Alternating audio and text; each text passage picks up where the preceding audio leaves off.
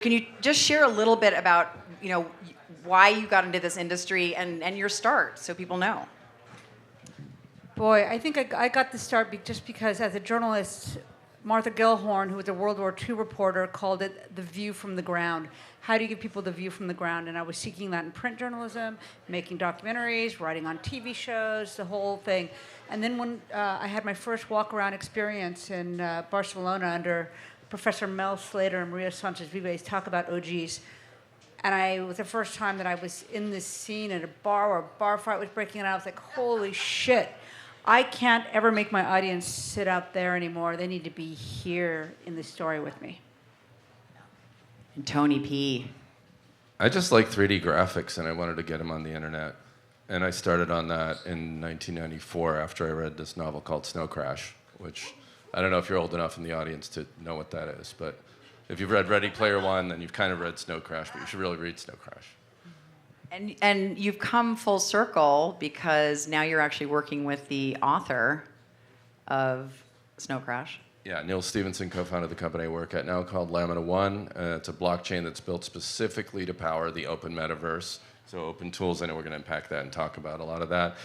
Connected to a high-performance blockchain because at the end of the day, the people who create the content actually need to get paid and not be cannon fodder for a giant click machine that's generating advertising for large platforms. So, given your history, this is arguably, kind of the third coming or fourth coming, depending on who you talk to, of immersive technology. But it feels like this really is the moment. It's really here. You talked about, blockchain, which you moved into.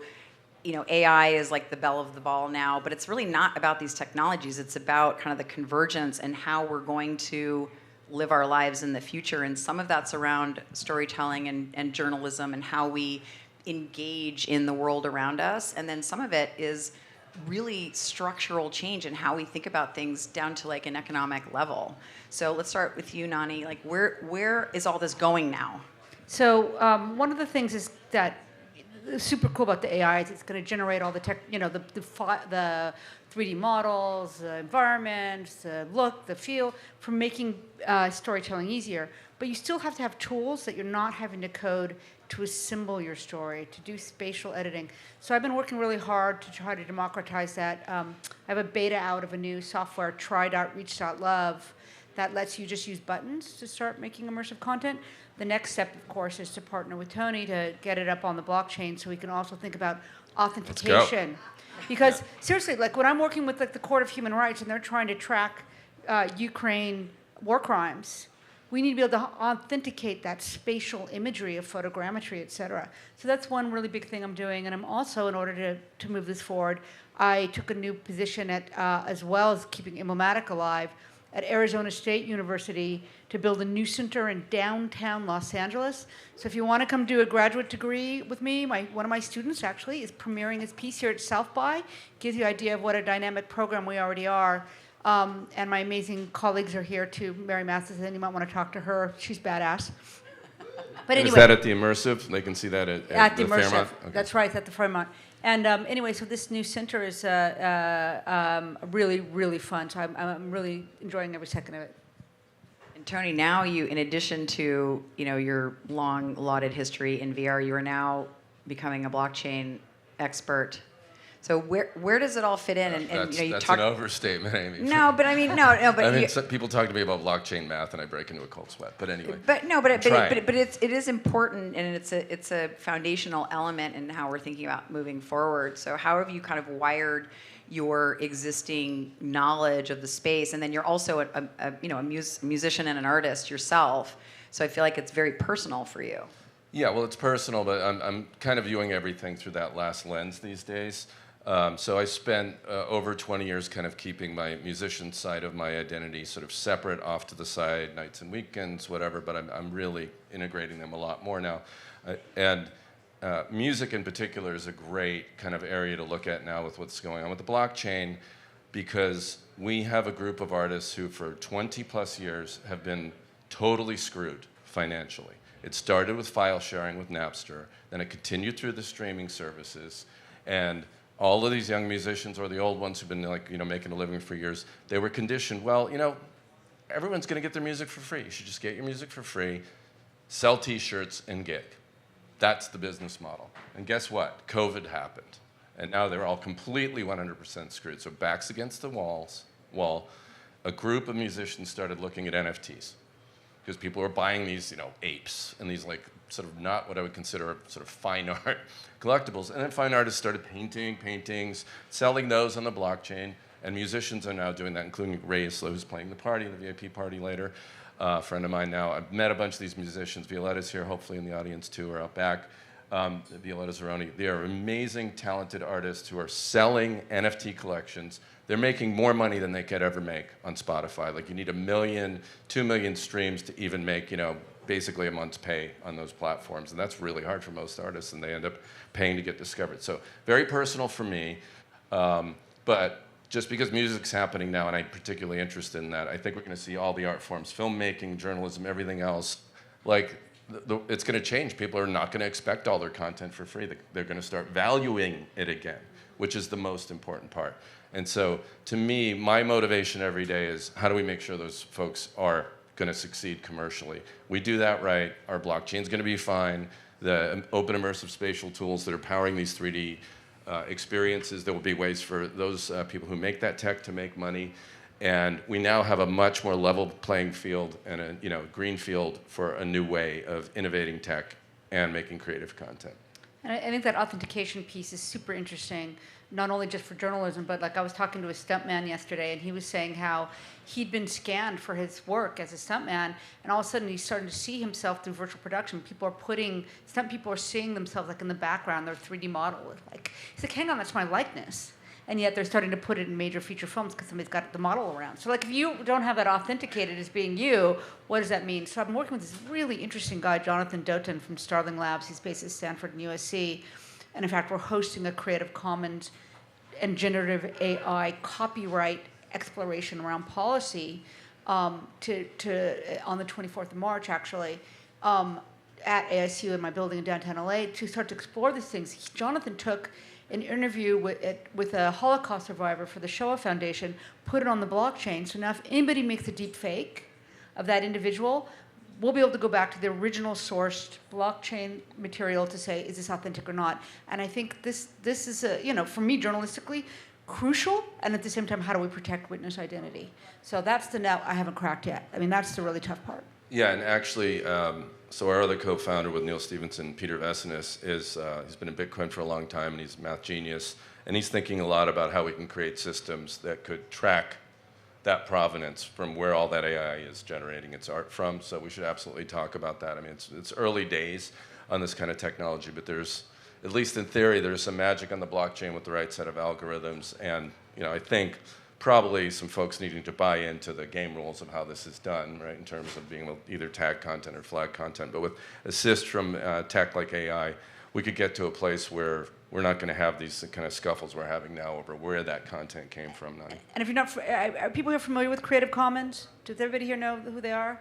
A lot of nods, just so they know that they're the group that helped think about digital rights at the very early days of the internet, and now we're coming together with a bunch of policy wonks to start hammering on this issue of what are going to be some of the legal frameworks that we're going to want to operate under. Yeah, so I think that's a really interesting point to kind of look into, because it's not about where you fall down. I think there's a lot of controversy now on AI-generated art, and again, the provenance.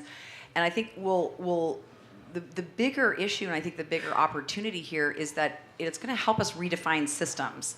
We've spent a lot of time just incrementally optimizing how we do everything, and this technology can do so much more. So I think this is sort of an area, I mean, you've both been kind of pushing the envelope in terms of how we look at journalism, how we look at, even just how do we build these experiences. Yeah, but I mean, I think, yes, and I agreed, but it comes down to values. And I was liking what I was hearing in the earlier panel. Ida was moderating about community. That was really great. I think we're in an era where we're seeing a lot of more collective thinking and community activity. I'm definitely seeing it in these NFT projects for sure. And community here isn't even what we're thinking about with Metaverse, with avatars and all that. It's super exciting. It's like people getting on Twitter Spaces and Clubhouses. And going into discords, but they're forming these smaller groups. They're communicating on a much more ground level as opposed to mass communication. We thought we were past mass communication with the internet, right? We thought we were getting past broadcast TV, and then we ended up just sort of all the attention got collected in a few pockets, right? So I think we're seeing that break up too. And that's part of a revolution I think that's happening in values, whether it's corporate values and how you're running your enterprise, or storytelling and culture, or the arts. And to me, that's the fascinating part. Can we be mindful of these values going forward as we shape this next era of tech that's super exciting? So one thing about Reach, which we're testing, or it's working, is we do let people export the world they build into a GLB, and now you can bring it in. People know what a GLB is? Sorry. Yeah. GLTF file format. I helped write that. Sorry, so I have to take a bow. Excited. This way, you can take your world that you've built, and you can bring it into Spatial or Mozilla Hubs, or this way. We talk about interoperability. This was a key thing for me. Like, why do you have to go and just be in their world? Why can't you make your own world and bring it with you where you want to go? So we have it working in the beta. I'd love it if people want to test it out and show me where it breaks, so that we can make it better. And let's pick up on that. Yeah, why? I mean, right now when people think of the metaverse, you're going someplace, like going into Roblox. I mean, no offense, great game, right? I know the founder. It's not about that. It should be like, I think Keith was saying, it's a 3D web. I mean, it's like having websites. People should be coming to the thing you make. You should not be putting your thing into somebody else's little Disneyland. That's right. We publish with an embed code, so you can embed it anywhere you want to. So you can. We're not set up to be a multiverse right now with multiple player situation, but we are let you make it and bring it into any one of the other ones. So fine, but you can also embed it anywhere you want to. Imagine like a YouTube that. video. 3D on the web. 3D. Come on down. Reach.love. Yeah. Try.reach.love is our beta. Try.reach.love. So there's so many directions we can go. You both spent so much time thinking about what is the future of this, and we're here now. So when you were both starting out, we're here where you hopefully roughly where you envisioned we would be, and now the technology supports all of this. But if you just have a blank slate, I'd love to hear from both of you. How does this evolve for each of you in your respective arena?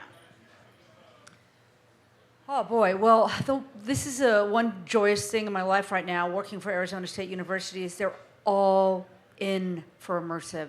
They are all in, and they're giving me this ability to take what's been a monoculture in terms of who's working in these spaces and train people who otherwise couldn't afford to go to the major schools. Our master's, if you're from Arizona, costs $15K. If you're from California, or pretty much if you just get an apartment in California, it's $20K. And that's really cheap for a master's program. So, and I've got just resources, to bring a student here to help pay for his project. So this is really exciting for me that I can help grow this whole industry. And I have to say, I'm having the time of my life. I love it. Oh, that's awesome. You're doing God's work, Nonny. Look, for me, I started touching on it. I feel like the spec should be better life. Spec a better life, and the right stuff will come out of that.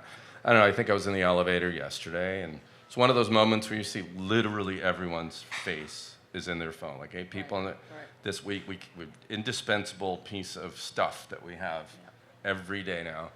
And where is this all going? So I think it could go in a lot of different directions. I'm personally terrified of AI, and I'm not terrified of AI because of what it can do with creative tools, and there are going to be job shuffles because of this. I get that. And I think there's a certain amount of progress that's going to come with that. I get it. I am terrified of AI when you connect technology like this to unbridled Silicon Valley avarice and have unintended consequences. We don't know what the hell's going to happen. And guess what? We don't care. We're going to move fast and break things. We got to get past that. So for me, it's just we got all these cool gadgets, but let's start envisioning, in my friend Mike Pell's words, outcomes for the next 5-10 years. Where are we going to take this stuff? We can clearly work miracles with the tech. I've got a great friend who actually I worked with my very first piece, if people don't know, with a virtual Guantanamo Bay and Second Life in 2007. And I had the first VR piece at Sundance and Tribeca and here apparently. But anyway, but she had this project since way back then, an early bot. And it wasn't the Turing test, it was the reverse Turing test. It was convince your computer that you're human. And that's where we're going. Like, how are you going to tell the AIs, like, come on, how do I know you're really a human, not another AI? Well, I bleed. Well, the dog bleeds. I mean, like, and it was kind of crazy. She had this unbelievable dialogue with people trying to explain what humanity was and what their humanity was. But it was finally the person went, I can track down your creator and murder her. And I was like, oh, yeah, that's humanity for you, yeah, okay. Yeah, that just happened. I saw that. Well, maybe we can get the AIs to all just do this to each other, and we can go off and do something else. Maybe that's the best way to. Yeah, and we have to give a shout out to Philip Rosedale. Actually, I was hanging please. out with him. I think I just saw him walk in, actually. Super No, OG. you didn't. I hope so. Yeah, he's here. Yeah. Philip, where are you? Yo. Do a dance. If you're here, Rosedale. Philip, raise your hand. He went Right outside in the for- back getting a drink. I He's was getting a sitting mango there. smoothie. Yeah. I would recommend that. Yeah. So yeah, actually, I was just over at Second Life offices on Battery, and I love that all of you are still at it and still visionaries. Like it is a brave new world. And the reason I always ask the question of like, where does this go, is I think where we miss is that we don't have individual visions of what we really want. It's like we're either in predictive mode or we're just kind of riding the wave, and we're trying to be really, really logical. But the beauty of this technology is that if you unlock imagination, the technology can backfill and pave the way to where we want to go. But how do we change that mindset? Like, how do we really get, we're seeing a lot about community, and I think that's a good starting point. But how do we really train ourselves to think more broadly about things? We need STEAM. That's my joke. Because look, we have STEM, and STEM's taken us all very far, and we've all thought, like, shit, we got to have the arts in there. We got to have STEAM. But frankly, we need humanities. We need humanities, because they really have thought long and hard about all these issues. There's a lot of writers. There's a lot of deep thinking. We really need to make sure that whoever goes off to work in these tech companies have had that kind of inculcated understanding of our social experience. Yeah, what Nonny said. You're being very humble, Tony, because you're not really talking about your music project, and I think it'd be fun to just talk about that for a minute. Well, I have a panel with Mike Pell, actually, Carrie Abel, and Dara Dundura, Dand. I always can't pronounce Dara's name. On Tuesday at the Fairmont at 11:30. I hope you can make that. I'll go into depth about that. It's a musical about the end of the world. It's called Judgment Day. Look me up on Spotify. Yeah, and it's fun. I'm loving getting back in touch with the music side of this, and it's looking like I'm probably going to take it off the streaming services and go all Web3, but I haven't made a final decision about that. But I'd like to get paid, and so far I've just spent a lot of money making a record, and I was looking at spending a lot of money getting it listened to on the streaming services, and there's just something wrong with that. So, yeah, but thanks for the opportunity to talk about it. I'll talk more about it in the panel on Tuesday. But I mean, to that point, looking at there is, as you pointed out, there's going to be a fair amount of disruption in terms of, automation kind of taking over jobs, but it is an opportunity to upskill and even leverage the technology for upskilling. How do people kind of break into this, and how do we lower the barrier for someone who's been doing the same job for 15 or 20 years and is terrified of trying to, engage with technology? Because I think part of the beauty of the tools is that it's easier, right? You've built toolkits to make it simple for people. Working on it. The idea is that this should not be a barrier to entry anymore. You don't have to be a C# coder. Most people have a smartphone in their pocket that has a LiDAR camera on it, so you can capture your world with dimension. I mean, our world isn't flat, and that's the reality. And so what's exciting is this moment where we as creators can take advantage of establishing what are the rules for how we want to make this go forward. How are we going to be thinking about our ownership of the kind of things that we capture. I mean, honestly, there's some very funny people. If you don't know Alex Harvey and his work with dimensional capture, he's just a genius. And we were doing something with Lego, and the next thing you know, the guys made a little Lego thing, scanned it, and put it up on Sketchfab for $15. I mean, really? I mean, but why not? I mean, how do you want to take advantage of the control of your own content creation? It's very interesting. Yeah, and so I love that you mentioned that, the scanning tech, and I mean, our phones have gotten super capable, so the barrier to entry to just doing any kind of basic 3D creation is much lower. flavor of the month around AI now. AI is not doing good 3D content generation yet. That's the next step. They're starting to experiment with that. This is mostly good 2D imagery it's doing, and some animation now, which I'm seeing, which is looking pretty good too. So those tools are great. I mean, again, I'm not afraid of all that part. I think it's great. But there's also something to be said for just like what you're doing with Reach, with simple drag drop, web publishing. I think that's a next set of steps. I do think there's a certain, sort of 3D design competency people need to develop, but they will. But that's just going to come with experience and education, and so that is all like super exciting. And so if we can get to a place where more people can be more creative and succeed at it, combined with these new tools, that's just an exciting era to be in. You know what I have to say? The XR community is so fun. Just want to say. Still. I know, we're still. Amazing. It's still really fun.